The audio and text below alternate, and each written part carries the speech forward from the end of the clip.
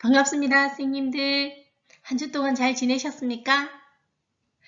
봄꽃놀이는 많이들 다니시고 계신가요? 지금 이제 코로나 방역 수칙이 조금 유연해져서 우리 10명 이상 모일 수도 있고 밤 11시까지 이렇게 해제된다고 하니까 이 아름다운 봄을 마음껏 만끽하는 봄이었으면 좋겠습니다. 비대면 수업이긴 하지만 우리 선생님들에게 그래도 행복을 드리고 싶어서 열심히 수업을 준비해서 여러분들과 함께 재미난 수업으로 만들어 갔으면 좋겠습니다. 우리 선생님들은 코로나 걸리지 마시고 더 건강하게 보내시길 진심으로 바라면서 6주차 청소년 심리 및 상담 수업을 시작하도록 하겠습니다. 4장에는 청소년의 상담에 대한 개념에 대해서 우리가 한번 알아보도록 하겠습니다. 그럼 수업 속으로 출발해 볼까요? 목차로는 청소년 상담의 개념이나 특징에 대해서 한번 살펴볼 건데, 첫 번째 청소년 상담의 개념이 어떤 거냐, 그리고 두 번째는 청소년 상담의 특징은 무엇이냐, 그리고 세 번째 청소년 상담의 목표는 어떤 것으로 해야 하느냐, 그리고 두 번째 챕터에서는 청소년 상담자의 자질 그리고 윤리에 대해서 한번 알아볼 겁니다. 첫 번째는 청소년 상담의 자질이 있을 거고, 두 번째는 청소년 상담자의 윤리에서 윤리를 한번 알아보도록 하겠습니다. 제가 아직까지 코로나의 확진 후유증으로 계속 목소리가 좀 갈라지고, 그래서 목을 가다듬는 것에 대해서 좀 양해 부탁드릴게요. 세 번째 챕터는 청소년 내담자의 특징에 대해서 살펴보도록 하겠습니다. 청소년 상담의 개념 및 특징은 특징으로서 첫 번째 청소년 상담의 개념에 대해서 한번 알아보도록 하겠습니다. 이영덕이라는 학자는 성장기에 있는 청소년들이 사회에 잘 적응하고 청소년 자신의 잠재 가능성을 최대한 실현할 수 있도록 도와주기 위한 전문적인 활동이다. 이것이 청소년 상담이다. 박재항과 남상인, 김창대, 김태코 학자는 청소년 상담에 대해 성인과 차이가 있는 청소년의 심리적 측면과 환경적 특성을 고려해서 청소년 및 청소년 관계자, 청소년 관련 기관을 대상으로 하는 개인 및 집단 상담, 교육 및 훈련, 자문활동, 그리고 매체를 통해서 청소년의 바람직한 발달이나 성장을 추구하는 활동이라고 정의하고 있습니다. 이런 것처럼 청소년 상담은 청소년기의 발달 특성상 나타나는 어려움을 극복하고 사회에 잘 적응해서 자신의 잠재력을 최대한 발현하고 실현할 수 있도록 도와주는 전문적인 활동으로 정의하고 있습니다. 그리고 청소년들이 본인만의 의지와는 달리 신체적으로, 심리적으로 발달상 여러 가지 변화를 겪는 혼란기의 시기를 보내다 보면 불안정한 심리와 특징적 발달 양상으로 인해 여러 가지 어려움에 직면하게 됩니다. 이때 청소년들이 느끼는 어려움은 신체적 변화에 따른 당혹감, 불투명한 미래에 대한 불안, 그리고 의존성과 독립성 사이에서 혼란이나 어려움 등으로 이러한 것들이 복합적으로 나타나는데 이걸 돕는 것이 청소년 상담이라고 김세일 학자도 또 말하고 있죠. 그런 것처럼 우리가 전문적으로 도와주는 활동이어야겠죠. 이러한 것들을 우리는 청소년을 위해서 열심히 해야 된다고 봅니다.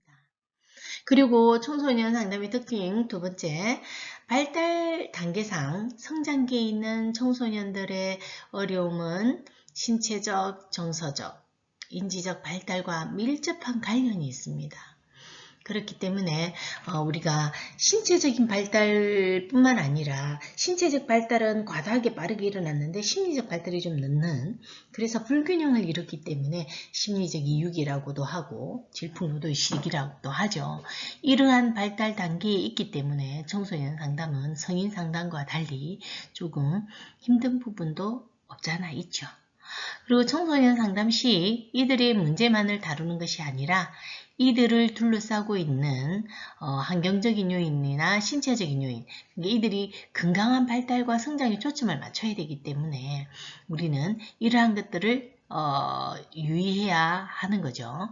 그리고 청소년을 대상으로 하는 상담 방법으로는 개인 상담이 있고 집단 상담이 있고 문제 예방과 건강한 성장을 지원하는 각종 프로그램 등이 효과적이고, 그리고 다양한 활동이나 게임, 놀이 등을 활용하면 훨씬 더 청소년 상담에 도움이 된다는 거죠. 집단 상담 같은 경우에는 모든 청소년들이 자기만의 문제가 아니라 모두의 이게 좀 일반적인 문제였구나, 나만 그런 게 아니었구나, 저 친구도 이런 어려움을 갖고 있었구나, 이러면서 안도할 수 있는 좋은 이점도 있습니다. 청소년을 상담하기 위해서는 청소년만을 대상으로는 하지 않습니다. 그렇기 때문에 부모가 될 수도 있고, 그 다음에 지도하는 교사가 될 수도 있고, 또 청소년을 양육하고 있는 조부모가 될 수도 있겠죠. 청소년들이 상담을 시작하게 될 때에는 이들이 스스로 찾아오기보다는 주로 부모나 교사 등의 주변 어른들에 의해서 상담 기관에 방문하기 때문에 그때부터 상담을 시작하게 되는 경우가 일반적이죠. 근데 스스로 오는 게 아니라 누군가의 어떤 권유나 손에 이끌려서 오면 상담이 쉽지 않다는 거죠. 자발적으로 찾아온 사람보다는 억지로 온 사람들은 본인에게 문제가 있다고 인식하지 않기 때문에 이런 것들이 청소년 상담을 하는 데 있어 애로사항이 되겠습니다. 그리고 청소년 상담의 개념 및 특징으로는 청소년의 상담 목표, 어떻게 잡을 거냐, 행동 변화의 촉진을 어떻게 시킬 거냐, 그리고 적응 기술에 어떻게 향상시킬 수 있을 거냐, 그리고 의사결정 기술을 또 어떻게 하면 배우게 할 수 있는지, 그 다음에 인간관계를 개선하는 부분, 그리고 내담자의 잠재력을 개발할 수 있는 부분, 그 다음에 자아정체감을 형성할 수 있는 것이 목표가 될 수 있고, 그리고 항상 그 청소년기는 비판의식이 한참 발달할 때이기 때문에 부정적인 사고가 거의 주를 이루고 있습니다. 그렇기 때문에 긍정적인 자아개념 형성을 하도록 상담 목표를 잡는 것도 매우 중요한 목표라고 할 수 있습니다. 그리고 건전한 가치관을 정립할 수 있도록 우리는 목표를 세우는 것도 필요하다고 할 수 있겠죠. 청소년들은 일반적으로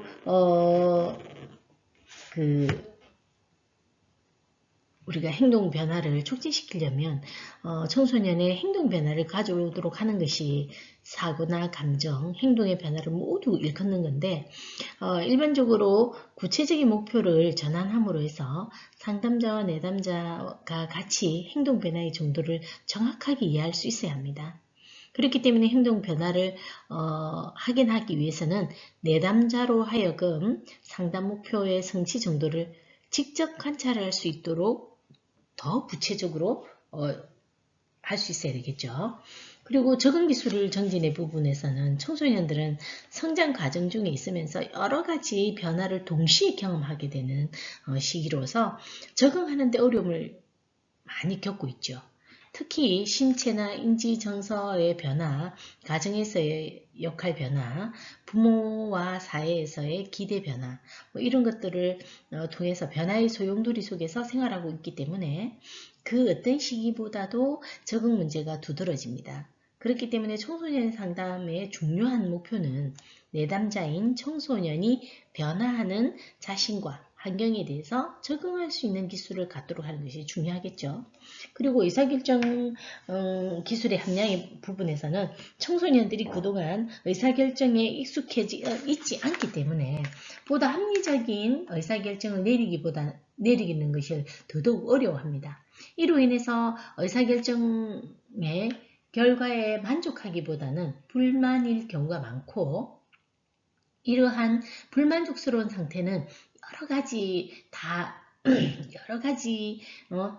다른 문제로 이어질 수 있기 때문에 청소년의 내담자로 하여금 가장 합리적인 의사결정 과정을 체험하고 학습할 수 있도록 상담 목표로 세워주는 것이 무척 도움이 될 수 있습니다. 그리고 또래 관계의 어떤 어려움으로 학교를 그만두는 것도 많고, 또래 관계의 어려움 때문에 사회 부적응을 하는 경우가 많기 때문에 청소년기는 또래와의 관계가 매우 중요한 시기거든요. 그렇기 때문에 또래들의 가치와 교범을 따를 수 있도록 하고, 또래들로부터 인정받기를 원하기 때문에 인간관계가 일상에서 중요한 부분을 차지하고 있거든요. 그래서 또래 관계를 중심으로 한 인간관계를 원만하게 할 수 있도록 하는 것이 청소년 상담의 매우 중요한 목표 중에 하나가 됩니다. 그리고 그 내담자의 잠재력 개발 부분은 상담 과정에서 내담자로 하여금 자기 탐색의 기회를 갖게 하는 시간이 되어야 합니다. 그렇게 되면 자기 탐색의 과정을 거쳐서 자신의 새로운 능력과 특성을 발견하고, 그러므로 해서 지금까지 부정적으로 인식했던 자신의 특성을 긍정적으로 볼 수 있는 계기를 갖도록 해야 합니다. 청소년들은 지금까지 자신을 탐색할 기회가 적었고, 종종 자신을 왜곡하고, 그리고 그 왜곡한 것들을 지각하는 경우가 많기 때문에 자신을 새로운 능력을 발견하고 잘못 인식하고 있었던 부분의 자신의 특성을 새롭게 발견해서 발견할 수 있도록 기회를 제공하는 것이 청소년의 상담 목표가 되어야겠죠. 그리고 자아정체감 형성은 청소년기의 발달 가업이기도 합니다. 청소년기는 비아제 발달 단계 중에서 형식적 조작기에 해당하기 때문에 이 단계에는 아동기 때와 달리 자신의 정체성에 대한 고민을 많이 하는 시기입니다. 나는 누구인지, 내 인생은 어디로 가고 있는 것인지, 여러 가지 등의 질문을 통해서 자아정체감을 형성하도록 본인 스스로도 노력하고 있죠. 이러한 자아정체감의 형성을 청소년기의 가장 중요한 발달 가업이에요. 그렇기 때문에 자아정체감을 적절히 형성하지 못했다면 자아정체감의 위기를 겪게 됩니다. 따라서 청소년들에게 자아정체감을 형성할 수 있도록 하는 것이 청소년 상담 목표라고 할 수 있죠. 매우 중요한 긍정적 자아 개념에 대해서는 자신이 지각하고 있는 자신의 모습이 자아 개념이 긍정적이거나 자신이 원하는 모습과 일치할 때 자신감을 갖게 되는데, 자신이 지각한 자신의 모습이 마음에 들지 않게 되면 자신에 대해서 부정적인 태도를 가져요. 그렇기 때문에 부정적인 자아상과 부정적인 자아 개념을 갖게 되는데, 그렇기 때문에 긍정적인 자아상과 자아 개념을 갖게 하려면 자신감을 가지고 행동할 수 있도록 해야 하고, 부정적인 자아상과 자아 개념을 갖게 되면 자기 자신에 대한 열등감을 갖게 됩니다. 그렇기 때문에 원만한 인간관계를 형성하기가 어렵겠죠. 그리고 적응에 어려움을 호소하기도 하고, 청소년 역시 자신에 대해 자신감이 없고 부정적인 자아 개념을 가진 경우가 많기 때문에 청소년 상담은 청소년들이 긍정적인 자아상과 자아 개념을 형성할 수 있도록 그에 맞게 목표를 세워야겠죠. 그리고 건전한 가치관을 정립할 수 있는 부분은, 가치관은 개인의 행동 양식이나 수단 목적 등에 우선돼야 되고, 개인의 가치관에 따라서 행동 양식과 수단이 달라집니다. 가치관에 개인의 사고와 행동 기준이 되기 때문에 청소년들이 올바른 가치관을 갖고 성장할 수 있도록 돕는 것이, 또 이것이 청소년 상담의 목표가 되어야 됩니다. 그리고 청소년 상담자의 자질과 윤리에 대해서 볼 건데, 첫 번째 청소년 상담의 자질 부분을 한번 살펴볼게요. 인성적인 자질 부분에서는 상담자로서 갖추어야 할 사람됨의 특징이라고 할 수 있겠죠. 청소년에 대한 긍정적인 시선, 즉 기존의 청소년을 소극적이고 수동적인 존재로 바라보았던 것에서 벗어나서 적극적이고 능동적인 존재로 바라볼 수 있어야 하고 청소년에 대한 무한한 가능성을 인지하고 이들이 성인들과 함께 사회를 이끌어가는 존재임을 염두에 두고 상담에 임해야 합니다. 그렇기 때문에 청소년 상담자는 위기 청소년이 있는 현장에서 직접 찾아가는 상담을 통해 심리적 지원을 하기도 하고 위기 청소년과 지속적인 교류를 통해서 또 심리적 정서적 지지를 제공하고 상호 신뢰감을 구축하는 역할을 수행하는 사람이어야겠죠. 그리고 사회적 관계망을 연결하고 그리고 대상 청소년의 자기개발에 필요한 서비스를 지원할 수 있어야 되고 긍정적인 인간관계를 구축할 수 있도록 토대를 제공해야 합니다. 청소년 상담자는 청소년과 상담 과정에서 많은 영향을 주기 때문에 청소년 상담자는 기본적인 자질을 갖춰야 되겠죠. 무엇보다도 인성적인 자질 부분이 중요하고요. 인성적인 자질, 우리가 상담은 내담자와 만나게 돼서 문제를 해결하는 과정에서 인성적인 부분이 자연스럽게 영향을 미치죠. 그러한 자질을 갖추고 우리가 청소년을 만나야 되기 때문에 우리가 많이 기성세대 중심으로 우리가 생각하고 있는 한 사회의 전반적인 분위기를 살펴보면 청소년에 대한 시선이 긍정적이보다는 부정적인 경우가 많잖아요. 그간 매스컴을 비롯해서 기성세대들의 관점에서 청소년의 성장 관점을 취하기보다는 청소년의 가출이나 학교폭력, 청소년들의 문제에 초점을 두는 경우가 많았기 때문에 성인들의 입장에서는 청소년들 발달 과정 중에 있어서 아직 덜 성장한, 완성되지 못한, 뭔가 부족한 선입견을 갖고 있죠. 그렇기 때문에 성인들이 미성숙한 청소년들을 지도하거나 관리 감독해야 된다고 생각이 되고 있잖아요. 이러한 것들을 바꿔야 되고 청소년은 자아실현과 자기개발의 주체로서 자기 삶의 주인일 뿐만 아니라 우리 사회의 구성원이기도 합니다. 이들이 건강하게 잘 성장할 수 있도록 이들의 가능성을 북돋아주고 긍정적인 성장의 관점으로 바라봐주는 시각이 필요하죠. 특히 과거와는 달리 정보화 시대에 살고 있는 오늘날은 우리 그 어느 때보다 청소년들의 사회적인 영향력이 증가되고 있습니다. 경제 분야 역시 청소년을 주요 고객으로 마케팅 전략을 수립하는 경우도 있기 때문에 청소년들이 점차 사회의 중심부로 들어오고 있음을 알 수 있습니다. 이러한 상황들은 기존의 청소년을 소극적이고 수동적인 존재로 바라보았던 것에서 벗어나서 적극적이고 능동적인 존재로 바라볼 수 있도록 하는 기회가 있어야 되고요. 청소년의 상담자도 청소년에 대한 무한한 가능성을 인지해야 하는 거죠. 그래서 성인들과 함께 이 사회를 이끌어가는 존재임을 염두에 두고 상담에 임해야 한다는 것이 인성적 자질이 되겠습니다.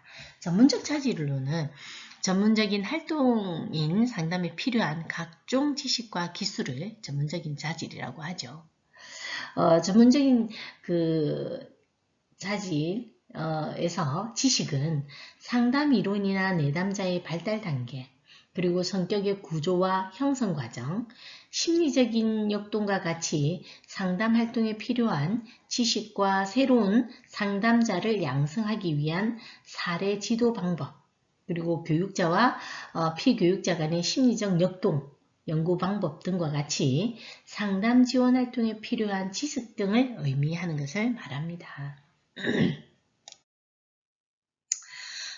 그리고 기술은 상담 활동의 기법에 대한 지식을 토대로 하지만 단순히 아는 수준을 넘어서 이론과 기법을 실제 상담 장면에서 통합해서 가장 적절한 개입을 하고 상담 과정에서 순간순간 내려야 하는 판단을 적절히 할 수 있는 능력을 말하는 거죠. 그리고 청소년 상담자의 전문적인 자질인 지식과 기술에 대해서는 정순래, 양미진과 손재환 학자는 우선 지식은 청소년에 대한 기본 지식으로 일반적인 지식, 상담 이론 기법에 대한 지식, 실물 관련 등으로 구분을 해서 설명하고도 있습니다. 그 설명에 보면 청소년에 대한 일반적인 지식은 청소년 개인, 환경, 청소년 문제에 대한 지식으로 청소년 개인의 경우 청소년의 신체나 심리 발달 그리고 개인차에 관한 내용을 다룬다는 거죠. 그리고 환경은 청소년의 문화와 학교, 유해 환경과 지급 세계 중심으로 하는 내용이고 청소년 문제는 이론적 관점과 환경적 관점으로 문제의 유형과 종류에 대한 지식이 요구된다고 하고 있습니다. 그리고 두 번째는 상담 이론과 기법에 대한 지식으로는 청소년 상담에 필요한 이론이나 기법으로 진로나 학업, 비행상담 등을 다양하게 진행할 수 있어야 하는 것이 청소년 상담자들이 가져야 하는 다양한 상담 접근이나 기법들을 활용할 수 있어야 된다는 거죠. 그리고 세 번째 실무에 대한 지식은 청소년 상담자가 일하게 되는 기관에서의 실무를 의미합니다. 보통 내담자가 상담을 받게 되는 절차에 대한 이해가 필요하다고 합니다. 그리고 내담자가 전화를 통해 접수를 예약하기도 하고 예정된 시간에 접수 면접을 받으면 그 후에 상담자가 문제 유형과 심각성 정도를 파악한 후에 제공할 서비스의 종류를 결정해야 한다고 합니다. 상황에 따라서 단회기 상담으로 할 건지 아니면 지속적인 상담이 필요한 경우에는 기관 안에서 사례 배정 회의를 통해서 상담자를 배정하게 됩니다. 그리고 나서 상담이 시작되면 매 회기 상담 결과를 서비스 시스템에다가 입력하는 등 실무를 담당을 해야 하기도 합니다. 그리고 관련 법과 윤리, 조직, 사례관리 대해서도 알고 있어야 하죠. 특히 사례관리는 상담 관련 파일이나 기록물을 보관해야 되는데 그리고 종결 처리에 대한 행정 처리도 필요하고 상담 과정 중에서 임상적으로 판단해야 되는 거나 아니면 의사결정이나 위기나 돌발 사태 등에 대한 대처를 해야 하는 것을 의미하고요. 청소년 상담자가 이를 잘 감당할 수 있어야 합니다. 이런 것들이 기술은 내담자의 문제를 진단하고 평가하고 분류하는 것과 전문적인 개입 능력을 말한다는 거죠. 그것이 일반적인 대인 기술이라고 할 수 있습니다. 그리고 여러 가지 문제들을 가지고 효과적인 상담자가 되려면 자신의 감정과 경험에 대해서 개방적이고 또 수용적인 상담자가 되어야 되고요. 그리고 자기인식을 하는 상담자가 되어야 되기도 합니다. 그 다음에 자신의 가치와 신념을 인식할 수 있는 상담자가 되어야 되고요. 그리고 개방적인 상담자가 되어야겠죠. 그리고 모험적인 상담자. 이런 것들을 이렇게 진행해보자. 이렇게. 그 다음에 온정적이고 깊은 인간관계를 발전시켜 나갈 수 있는 상담자도 되어야겠죠. 그리고 타인에게 자신을 그대로 내보일 수 있는 상담자가 또 돼야 돼. 자기 개방. 그 다음에 자신의 행동에 책임을 지는 상담자. 그리고 현실적인 포부 수준을 갖고 있는 상담자. 그리고 개인의 성격과 행동에 대해서 관심을 갖고 있는 상담자. 그리고 유머 감각을 지닌 상담자. 통찰력이 있는 상담자. 이것이 효과적인 상담자라고 말하고 있는 거죠. 우리가 이렇듯 상담자의 자질을 갖춘다는 것이 참 어려운 일이에요. 어떤 사람의 한 인생에 있어서 그 한 인생에 어떤 어시스트를 해준다는 것이 생각보다도 어렵고 그 다음에 누군가에게 내가 영향력을 미칠 수 있다고 생각이 되어지면 되게 두렵기도 하지만 그 두려움을 이기기 위해서는 기술적인 측면이라든지 그 다음에 지식적인 측면이라든지 인성적인 측면을 두루 갖추고 있어야 되겠죠. 그래야지 누군가를 상담을 할 수 있겠죠. 근데 그런 걸 다 갖춰도 사실 어떨 때는 자신감이 없어지는 것이, 그 다음에 생각보다 상담이 진행이 되지 않을 경우에는 그런 낙담을 하는 경우가 참 많습니다. 그래서 사람 보이지 않는 마음을 다룬다는 것은 보이는 상처를 다루는 의사들보다 어쩌면 더 숙고해야 되는 일인지도 모르겠습니다. 자, 고생하셨고요. 잠시 쉬었다가 수업 시작하도록 하겠습니다. 고생하셨습니다.